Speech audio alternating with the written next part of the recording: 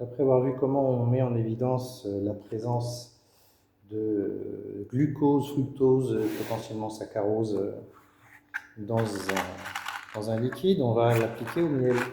Donc là, on a le miel de printemps, déjà utilisé tout à l'heure, et puis ici, le miel, on va dire industriel, que l'on a aussi utilisé tout à l'heure.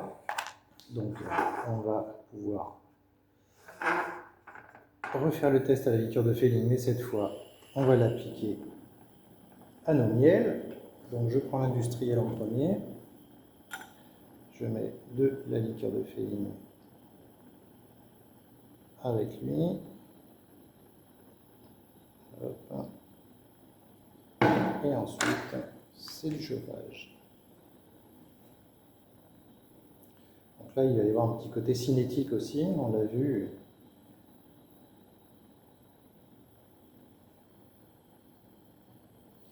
Et là, on a clairement une réaction qui a lieu.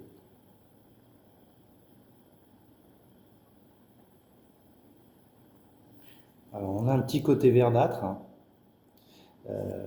qui se propage là. Alors ça, c'est normal. On a vu aussi dans les mesures de pH que le miel est acide.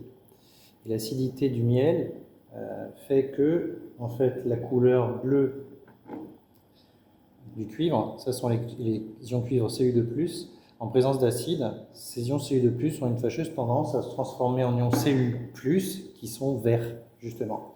Et donc la couleur verte que l'on voit là au tout début, ce sont les ions cuivre qui passent du Cu2+ au Cu+. Donc là, on a une coloration qui vire à l'orange. Le rouge brique va être peut-être un peu plus compliqué à atteindre de ce fait. On va avoir sûrement un orange foncé. Et là, ça commence à bouillir, donc on va arrêter. Voilà, on n'aura pas beaucoup mieux. Donc là, clairement, oui, il y a des oses, il y a du glucose en quantité, effectivement, voire du fructose, parce qu'il a mis un petit peu de temps quand même à réagir. On va faire la même chose avec le deuxième miel. Donc pareil, hein, j'ai préparé, j'ai fait une petite mise en solution parce que forcément les miels ne sont pas forcément suffisamment liquides, donc je les ai d'abord dilués dans un peu d'eau. Et puis là, c'est reparti.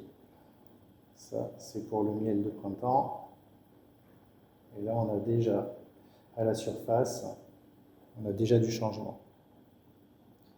On a déjà du changement. Ce que je disais tout à l'heure, on va avoir un petit côté, un petit effet cinétique, hein, c'est-à-dire qu'au niveau de la rapidité de la réaction, on va pouvoir, ça indique quand même un petit peu au niveau réactivité, donc la quantité de molécules qui réagissent.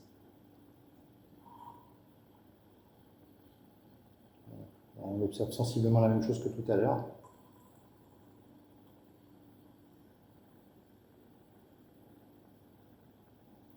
On obtient aussi ce orange qui fonce à la surface, mais sans pour autant atteindre vraiment du rouge brique.